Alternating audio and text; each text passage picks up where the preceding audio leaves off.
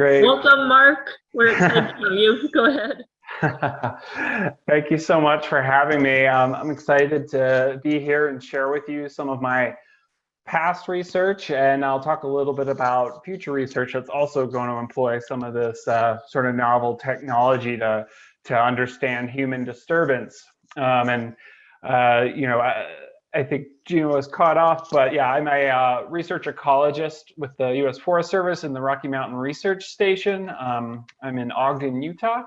The title of my talk is Beyond Behavior, Using Biologgers to Better Understand Wildlife Responses to Disturbance. And so a lot of my work to this point has been looking at aspects of human disturbance on wildlife, mostly terrestrial, more inland species. Looking at everything from the impacts of artificial noise and light to roadway crossings, et cetera, et cetera. But for most of my studies, I've relied on behavioral data, often collected from really fine scale GPS data that, from GPS collars or however it's, borne by the animal to collect their location. And as a research ecologist interested in spatial ecology, I'm focused in on where do animals go, why do they go there, and what do they do or how do they behave when they go to these different places, with a special focus on the impacts that humans have on those behaviors. However, all that new data that we can collect with where animals are going at such fine, every few minutes if we want, is all great, and we can understand some responses of wildlife to humans that way. But as I'll show you today, that's maybe not a complete story of the impacts that different human disturbances can have on wildlife that aren't as obvious to us. So conservation physiology, which is essentially studying the physiological or stress responses of animals to human change, is a newer but really quickly growing subdiscipline of conservation biology. And the idea is that a stress response isn't necessarily a negative thing. Animals need to be able to do these in order to stay alive. If a predator is chasing you, it's good to be stressed so that everything kicks into high gear and you can potentially avoid getting eaten. The problem is when we start to introduce more and more additional stressors into the environment for wildlife. And there's two kinds of stress responses that we can think about, and I'll talk a little bit about both, but we're going to focus on the acute. So an acute stressor is something that happens kind of quickly, suddenly, and you recover from it. Doesn't necessarily have the long-term impacts, but as I'll explain further, if you get enough of these, it can occur. So an example would be an animal crossing a road, and there's a car coming, and it runs across, and it's a panic in that it's this foreign thing approaching it. Chronic stress can come from things like lack of food, and all sorts of, or constant or high enough levels of stress, which can come from having a lot of those acute stressors, and we'll get into those. But having a high stress load has a lot of potential highly negative impacts on wildlife, everything from reduced breeding success to finally, reductions in population size. One of the ways that researchers have commonly looked at stress in wildlife has been using stress hormones, and this can be done from collecting scat to hair samples. And it provides us with these good estimates of oftentimes glucocorticoids. And an example would be in Yellowstone, they were able to actually determine how far away from snowmobile trails in the winter were wolves and elk being stressed out by the noises of these of these operations through the winter, and they changed management practices accordingly. The issue with these is that you lack the really fine temporal and spatial nature of what is causing the stress. An animal is stressed in this location, but you don't really know what was the main driver of that. You can only assume, such as things like with the snowmobiles, that was the reason for it. So it basically provides an estimate of stress over the course of the time that a tissue is growing. So from the entire length that a hair grows on an animal. So that's where my research or previous research comes in, utilizing these Medtronic cardiac biologgers. And they're these devices, medical devices from a big medical manufacturing company that they were developed for human use, so to be implanted just under the skin in humans.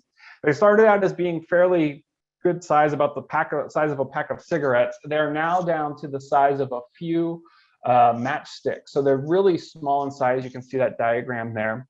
And so while I was doing my PhD, understanding how wildlife are responding to agricultural conversion and moving across crop fields, and basically space use of American black bears in northern Minnesota, we were approached by medical researchers and surgeons at the University of Minnesota's School of Surgery, and also the Medtronic company that I mentioned. And they were interested in physiology of black bears during hibernation, with the idea that there's a lot of potential uses for humans. And they gave us these biologgers, and they implanted them just under the skin, so it's a real minor surgical implantation. And what they provide us with, though, are these continuous measures of physiological information. And what I'm going to key in on today is this heart rate. It records every single heartbeat that the animal has and gives us, when we download the data, 2-minute averages of what the bear's heart rate was doing throughout the entire year. And as I mentioned, they were interested in bears in terms of what the heart was doing during wintertime, during hibernation, and with a lot of applications for human medicine, which they're continuing to pursue and publish in the medical journals, such as cardiac performance and recovery from, say, a long-term hospital stay, aspects of this hibernation induction trigger in bears, and even wound healing and formation. We're not going to go into all that today, but that's just kind of, the rationale as to why they approached us. But since then, these cardiac biologgers have been implanted and used in several different species, as you can see here from this kind of review study. But the earliest studies were, my work with black bears in Minnesota. And so the idea is simple. While they were interested in during hibernation, I was curious about, could we link this really good behavioral data we're getting from the GPS collars with the heart rate data to understand what things are potentially causing stress in these bears as they move across the landscape. So the idea is, to link the heart rate data, the GPS, all within the bears. And what you're seeing there is one individual's heart rates, where we get 720 estimates per day. And you can see as they come out of hibernation earlier on in the year, this is from 2015, peak throughout the summer and then go back down into hibernation. And those pops there are actually disturbances at their den, including our approach to change the animal's collar, et cetera, in the wintertime. And here's a more fine scale example of what I just mentioned, our approach to a bear's den. So we're just walking in the woods. We know where the bear's location is because of their GPS collar. We're going to drug it so that we can check its health, to change its collar, and to download this data. And so what you're seeing here is when we're about 40 meters away from the den of this bear, and it's a little bit underground in this shallow sort of dig out den. And when we're that far away, you see the heart rate just skyrocket from about 25, 30 beats per minute up to about 120 beats per minute when we're 40 meters from the den's entrance. When we're 20 meters, it's, like I said, about 120, 130. And you can see from there, and then that slow decline in heart rate is actually due to the drugging where the bear is tranquilized. So you can see the change in the heart rate there. But the idea is we can start to understand more at a fine scale what causes stress in wildlife with these cardiac biologgers. And so the idea is simple. I'll talk about a few studies real quickly. We know the animal's heart rate through time with these really fine scale estimates of 2 minutes. And we can make a prediction as to what would the animal's heart rate be in a given time period during a potential stressor. And we can look at the difference between what we actually observed versus what we predicted the animal's heart rate to be. And so here, the difference between our prediction and what we saw during this time of this stressor in this purple box is an increase of 56.5 beats per minute. And we can relate that then to what the animal was doing in time and space from the GPS collar. So I did that with several different studies looking at the impacts as they move across agricultural regions. I'm not going to touch on that one too much, but I'm going to get into a little bit about this one, which I think is pretty interesting. And it's published in Behavioral Ecology, and it's about roadways. What we were able to do is actually look at the bears' heart rate as they were different distances to all sorts of roadways in northern Minnesota, and we could actually then quantify at what distance were these animals from the roadways where we started to see these rapid increases in their heart rate. And we could estimate that they were about 70 to up to 120 meters, depending how we estimated it, away from roadways when they started to see this elevated heart rates. And then what we also looked at is the heart rate when the bear was crossing the road. So we have these 2-hour intervals of movement from the GPS locations. And what we could do is compare those movements when they crossed the road versus time periods when they weren't crossing a road and get at what is the additional heart rate value during road crossings versus those time steps when they weren't crossing roads.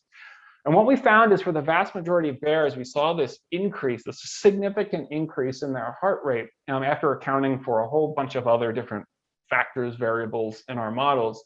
So the idea is that bears are aware and are sensing some form of danger as they approach and actually cross roadways. But what you'll also notice, and this sort of gives us additional insights into behavior as well, in addition to physiology, you see 2 values below. Those are from specific individuals where we had a negative change in heart rate. So the heart rate actually calmed down as they were along roadways. So what's that all about?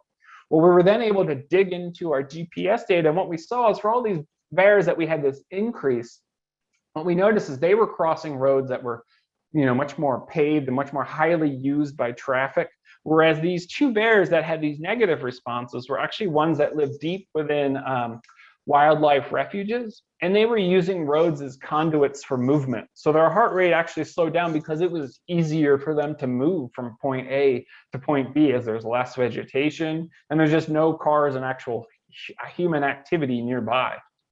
Unfortunately, though, even though it shows that bears are, aware of this danger, this doesn't mean they can necessarily avoid being hit. This, although there's a far less there's really low rates of mortality of bears on roads in Minnesota based on reports from conservation officers versus what we actually see. So some of these animals crossed roads multiple times a day, thousands of times a year. So they do seem to be aware of this danger to some capacity, but obviously that's not always going to be the case. And unfortunately, that's what happened with one of our collared animals. Here we can see the GPS movements of a bear from after it came out of the den through the end of July for just 1 year. Those are the blue points on the landscape there. And again, this is more central Minnesota now. And those red stars are the places where this adult female bear crossed this really busy highway. So hundreds, thousands of cars an hour on average on this highway.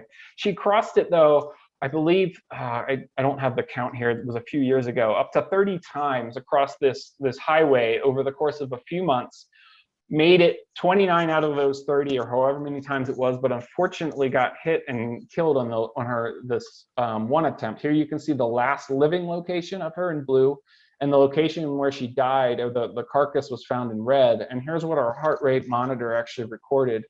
You can see that spike, that increase as she went to cross the road, and then the unfortunate decrease as she passed away a few minutes later from the collision. Moving forward, we can also begin to look at novel stimuli. How do animals respond to new things in their environment? And someone mentioned earlier about the increase in drone use along the coast. Well, we look specifically at the impacts of drones on the bear heart rate. Again, so here we have our wild bear moving about, its heart rate going, and we flew a drone close to their location because they're GPS collared. And again, we're recording their heart rate via these cardiac monitors. So here's an example flight. There's the bear's locations in red. And we cranked up their collar so they'd actually record a location every 2 minutes, so we knew exactly where the bear was.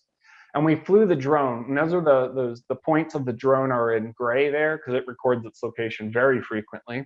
And we flew it over the bear's active location, sometimes multiple times. The idea was to see how do they respond to this novel stimulus that seems to be kind of popping up everywhere in wild places.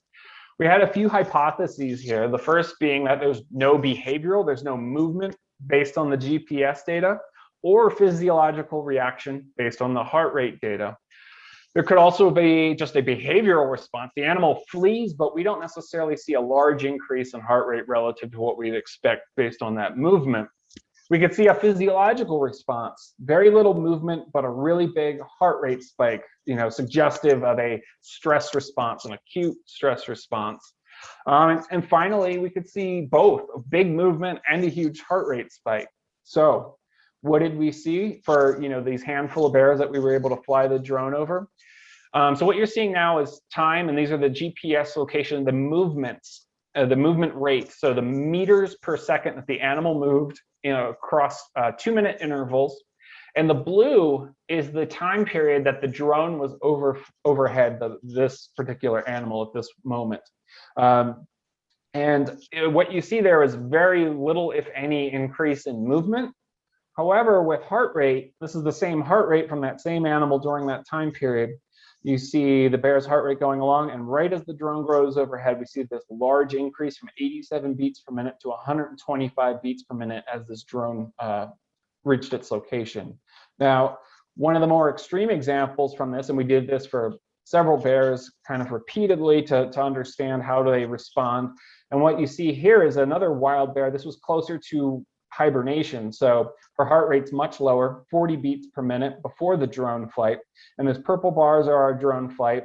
And what you see is an increase of nearly 4 times the heart rate, up to 160 beats per minute when the drone is overhead. And we flew this mission twice, as you can see there, 2 drone flights.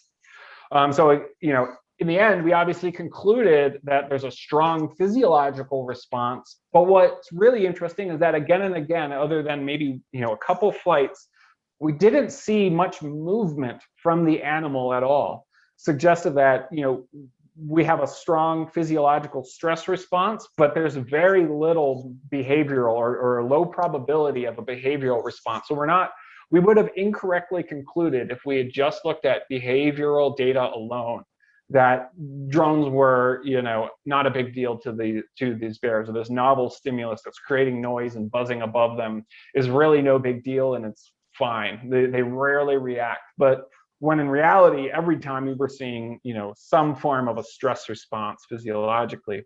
Now, thus far, the absolute pinnacle of my scientific career has been that this study was mentioned in The Onion, of course, our most trusted news source.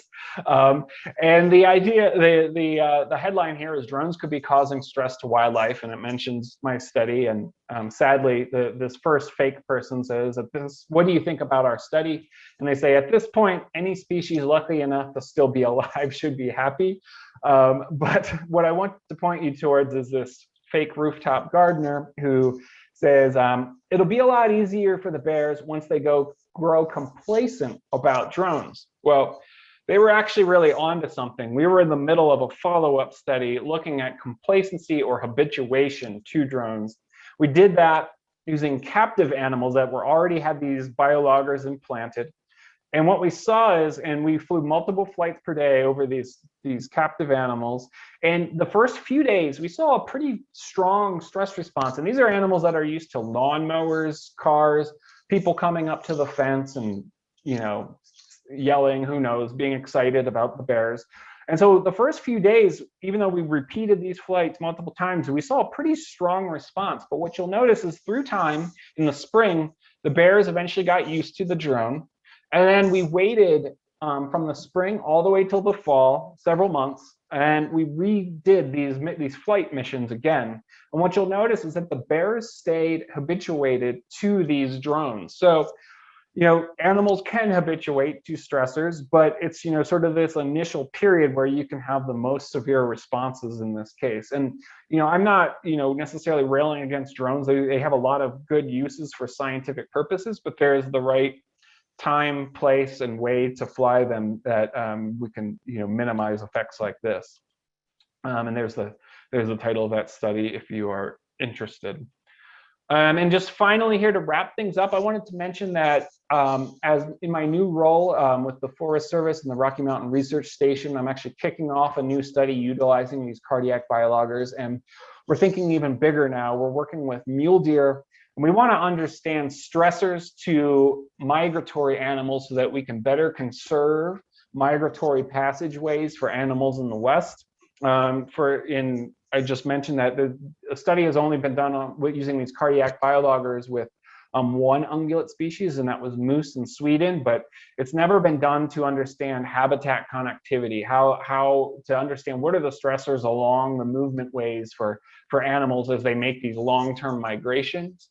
And it helps us to potentially quantify known and map stressors along the way, such as what kinds of roadways, what kinds of other factors, and we can use that behavioral data in combination with our physiological data to potentially identify some of these barriers to movement. For instance, fencing is a big problem throughout the West. If we see high heart rates with really slow movements, we might be able to actually understand and figure out where there is problematic fencing that could be removed.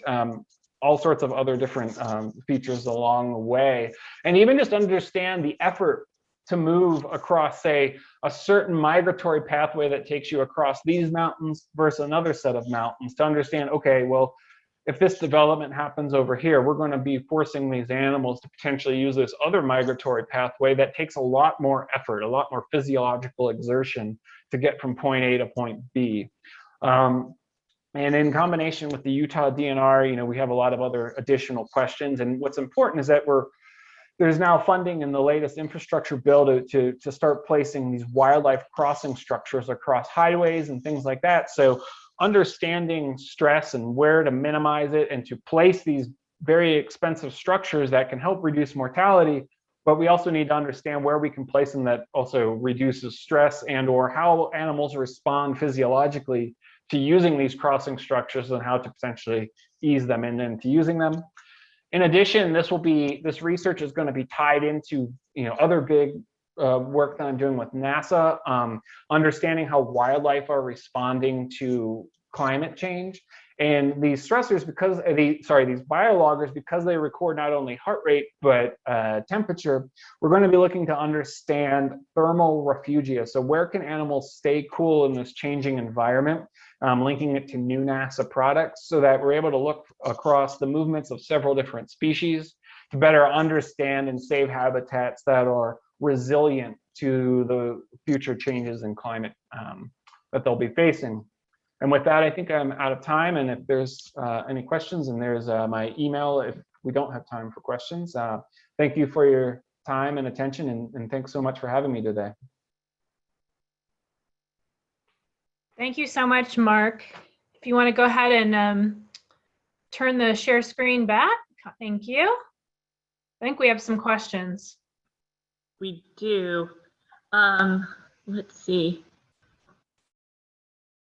At what elevation are you flying the drone?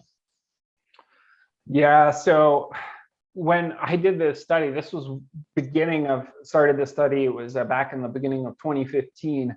And this was sort of just the beginning of the drone craze where you started to see these videos on YouTube of people flying them right by wildlife. So we weren't flying them like our responsible scientists should for collecting, data on landscape or, important things about habitat. This was like if we were careless, members of the public trying to get a good video of an animal. So we flew as close to tree line, so this is in Minnesota, there's a lot of trees, to tree line as we could, 5 to 10, 15 meters above tree line. So pretty low is the answer. It depended on, each flight was a little different, and that's part of the paper, but really what we noticed though is that we had the strongest responses from the bears on days where it was windier. And what we concluded, because we did some sound tests, is that you couldn't really hear a difference because of the ambient noise with wind of the approach of the drone. Then all of a sudden, when it got above your exact location, the noise would just skyrocket in terms of what the sound meter was picking up. And the idea is that these animals, when you can kind of hear it coming and kind of maybe determine what it is, you're not as stressed out as opposed to all of a sudden there's this engine above your head when it's windier. Thank you. Jenna, there's a question, is the study available? I think you said you posted it on the Padlet. Yeah, I posted one of his drone and bear studies, and I'm going to grab the other two that he alluded to and put them up after. Thank you so much. Yeah, feel free to reach out. I can email them as well. Okay, and then a next question from Lila. How long did it take for the bear who was close to hibernation return to the lower heart rate after the drone disturbance? Is disturbance more of a threat during that time? You know, we did come up with some rough ideas of how long it took for these individuals, but I actually don't remember offhand. It's now been a few years since I did that study for that particular individual. But yeah, I mean, it seemed like the lower the heart rate, it kind of really riled them up. You know, if they were already pretty active, they were already at a higher level, there wasn't that much room for them to go all that much higher. But when they were really low, you saw that incredible change from about 40 beats per minute to over 160 beats per minute. So I'm sorry, I don't really remember how long it took in that case for that heart rate to come back down, but you know, we were able to really kind of dive into it in that follow-up paper looking at habituation. Now, again, those bears were much more used to human noises and all that. So that was probably, as we mentioned there, like a best case scenario. They're used to constant noise and everything. The ones in the wild, I bet it would take a lot more repetitions for them to start getting more habituated, and maybe they never would if they're not frequent enough. So just because it happened in captivity doesn't mean that a wild animal would become habituated to a new stressor. Thank you. Last question, is there a way to include correlating their behavior with potential consumption of chemically polluted food sources, like near farms using aerosol chemical fertilizers or pesticides? Not that I know of with the cardiac biologgers, but I do have a study where I looked at the isotope values of these animals from their hair. So it allows you to estimate dietary contributions, and I was able to determine the percent of their diet that was made up of sunflowers and corn. So the corn is easy to detect because it's a C4 plant, so it's very different than natural vegetation. So we could quantify that easily, but what we were surprised is that we could actually get at the sunflower contribution to their diet because of fertilizer making the nitrogen values on the crops very different. So when they consumed that, it created this unique signature that we could get an estimate about how much of their diet is relying upon agricultural consumption. I don't know about harmful chemicals and all of that, but I bet there would be probably something different. You have to eat, a good amount of it. So something like agriculture where they're drawn back to continue to eat, like a once and done thing, I don't know of a way to do that offhand. Thank you. That was the last question. Thank you so much. That was such an interesting talk. Thanks for being with us today. You're welcome. Thanks for having me.